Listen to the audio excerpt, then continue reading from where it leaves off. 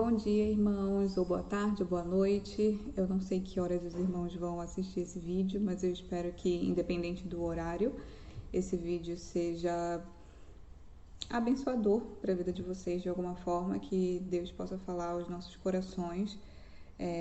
Hoje eu vou compartilhar com vocês um pouco do que eu tenho aprendido nos meus devocionais. Recentemente eu tenho feito os meus devocionais no Antigo Testamento, comecei por Gênesis, já estou em Êxodo, mas hoje eu queria trazer algo que eu aprendi enquanto lia o livro de Gênesis. Muito se prega sobre o livro de Gênesis e as histórias incríveis que ele traz para nós. Existem muitas explanações, inclusive na internet, enfim, muitos estudos que são bem mais aprofundados. E eu mesma já havia lido o livro de Gênesis inúmeras vezes, mas nunca foi tão revelador e tão produtivo, tão edificante como tem sido. Eu tenho aprendido muito sobre quem Deus é, sobre o que Ele faz, sobre como Ele age e sobre o seu amor pelas nossas vidas. E é engraçado porque muitas vezes a gente lê o livro, o Antigo Testamento, e a gente lê numa posição de distanciamento, de ok, isso daqui é uma narrativa, eu estou aprendendo sobre quem foram os patriarcas, sobre como Deus libertou o povo do Egito, ou qualquer coisa do tipo, e existe um certo distanciamento. Mas a verdade é que esse texto a gente pode se relacionar com esse texto de uma maneira tão íntima e ele pode ser aplicado de uma maneira tão bela nas nossas vidas. Essas são verdades muito preciosas que a Bíblia nos revela. E eu louvo a Deus por ter essa oportunidade de estar aprendendo ainda mais sobre Ele e a palavra dele através dos textos que Ele nos concede no seu livro sagrado. Então, o versículo que eu queria ler hoje com vocês é o versículo 1 do capítulo 15 de Gênesis, que diz o seguinte: Depois desses acontecimentos, veio a palavra do Senhor a Abraão numa visão e disse: Não temas, Abraão, eu sou o teu escudo, o teu galardão será sobremodo grande. Nessa passagem aqui, Abraão já tinha sido chamado por Deus, ele já tinha recebido o seu chamado, Deus já tinha dado a orientação de que ele deixasse o seu povo, a sua família, a sua terra e fosse para um lugar que Deus lhe mostraria. E ele já tinha tido algumas experiências com o Senhor até esse ponto. Ele já tinha tido experiências de livramento, ele já tinha tido experiências de grandes vitórias em guerras, em batalhas contra inimigos. Ele já tinha passado por a separação familiar, que é um momento bastante difícil de se passar. E em toda a história de Abraão, a gente vê que ele era um homem comum. A gente tem esse conceito, a gente aprende desde criança que Abraão foi o pai da fé. Não necessariamente porque ele tinha mais fé que todo mundo, mas porque foi a partir dele que Deus escolheu e fez o seu povo crescer. Foi a partir dele que toda a história do povo de Israel e a história da Bíblia em si, a narrativa da Bíblia, começa. Por isso que ele é o pai da fé. Mas a gente vê que Abraão, em toda a sua vida, passa por circunstâncias comuns que nós passamos também na nossa vida comum. É normal, são coisas normais do ser humano.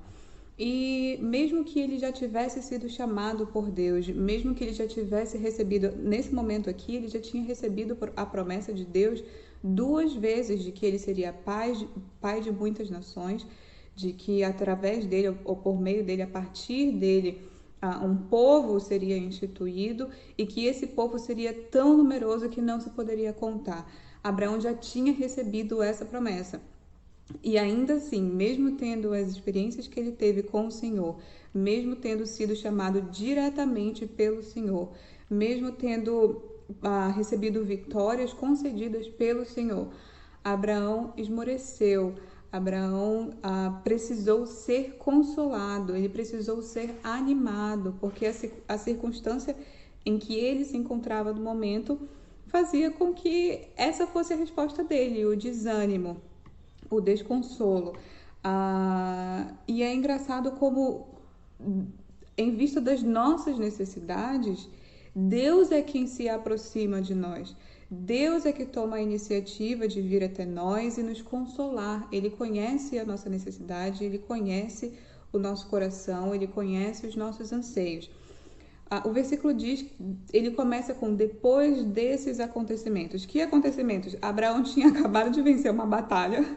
Ele pegou os homens dele, que serviam a ele, os seus servos, e ele foi resgatar Ló. Ele ouviu que Ló tinha sido sequestrado por um dos reis. Existiu uma guerra entre alguns reis locais, 9 reis, 5 contra 4.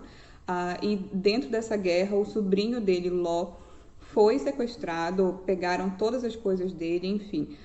Abraão ouviu sobre isso, pegou os homens dele, foram lá e venceu todos os reis que estavam batalhando ali naquele lugar. Resgatou o sobrinho dele em segurança e foi abençoado por um daqueles reis. Fez uma aliança com um daqueles reis. Então, assim, foi um momento de vitória, de livramento, de bênção que o Senhor já tinha concedido a ele. Apesar disso, apesar dessas bênçãos, ele se encontrava desanimado, porque ele já tinha ele foi chamado com 75 anos. Aqui não diz exatamente quantos anos ele tinha, mas era mais de 75. E ele não havia tido filhos ainda. E ele se queixava a Deus de que ele não teria descendência. Como é que Deus ia cumprir a promessa dele se até aquele momento ele não tinha tido filhos próprios ainda? E Deus consola Abraão.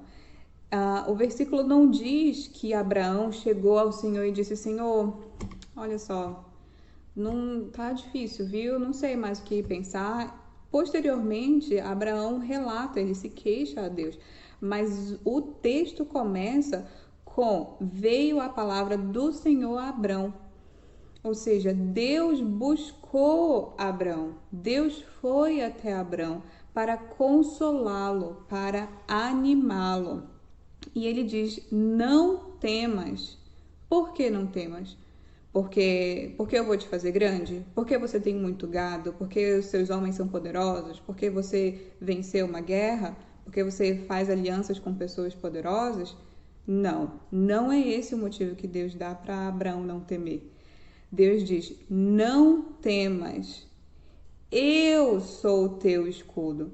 Então, o motivo para Abraão não temer não é a força do seu próprio braço, não é o número de pessoas que o serviam, não é a terra onde ele habitava, era a quem ele servia, quem era o escudo dele.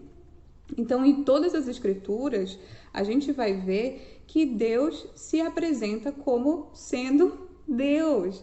Em todos os inícios de relacionamento, em todo o chamado que ele faz aos seus servos, ele se apresenta como sendo Deus, como sendo o grande eu sou, como sendo o criador de todas as coisas. E isso é muito lindo. É um Deus que nos ama tanto, que preza tanto por nós, pelas nossas vidas, pela nossa felicidade, por que não? Se preocupa tanto conosco que ele se chega a nós, ele tem a iniciativa de vir até nós e de nos consolar e de nos dar palavras de esperança para que nós possamos prosseguir na nossa caminhada com fé, perseverando, não na força do nosso braço, não nas coisas que nós temos, mas no Deus a quem nós servimos. E isso é muito precioso. E a gente vai ver que foi um longo período em que se decorreu desde que Deus chamou Abraão até o cumprimento da promessa principal de Deus a Abraão, que era que ele teria um filho e que ele seria pai de muitas nações. Foram 25 anos de espera. E a gente vê Deus presente em todo esse período. Deus falando com Abraão, Deus dirigindo Abraão, Deus se revelando, se apresentando a Abraão continuamente.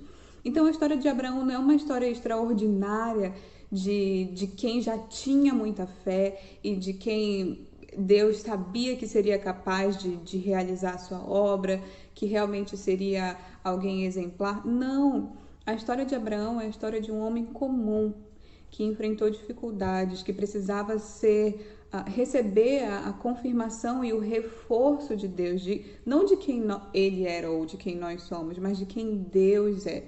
E Deus faz isso continuamente. A história de Abraão não é a história do milagre de Isaac, apesar de ser o ponto principal, porque nós somos descendentes dele como povo de Deus. Mas a história dele é a história de um relacionamento com Deus. O foco principal da história de Abraão não era que Deus desse a ele um filho, que Deus cumprisse sua promessa, apesar disso ser uma questão muito relevante. Mas a história de Abraão é a história de um Deus amável, misericordioso, todo-poderoso, se relacionando com um homem comum, um homem frágil, um homem pecador, um homem que comete muitos erros, um homem que tem muitas inseguranças. E apesar de tudo isso, Deus continua reafirmando o seu amor por Abraão, o seu poder e cumpre as suas promessas para a vida dele. Essas verdades, irmãos, ainda são verdades atuais para as nossas vidas. Muitas vezes, mesmo tendo prosperado tanto, tendo alcançado tantas bênçãos, não pela nossa força, mas pela misericórdia do Senhor, nós nos encontramos desanimados, fragilizados, desesperançosos, mas nós precisamos lembrar que nós servimos a um Deus grandioso, um Deus que criou todas as coisas, que é soberano sobre todas as coisas e que se preocupa conosco, que nos amou primeiro e que nos consola. Ele se chega a nós, ele nos busca e nos acolhe em seus braços de amor. E essa é uma palavra que nós devemos guardar em nossos corações como uma palavra de esperança, especialmente nesse momento que nós temos vivido.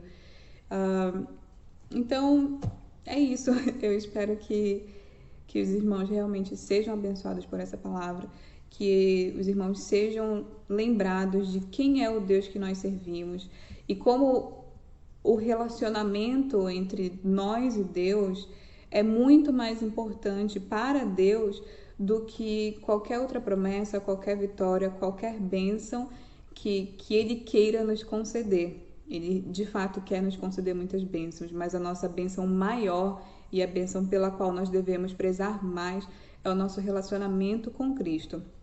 Por isso, a promessa demorou tanto tempo para ser cumprida na vida de Abraão, porque ele ainda precisava conhecer o Deus a quem ele servia. E esse é o resumo da nossa vida, irmãos. Nós estamos num processo de constante conhecimento e aprendizado sobre o Deus a quem nós servimos.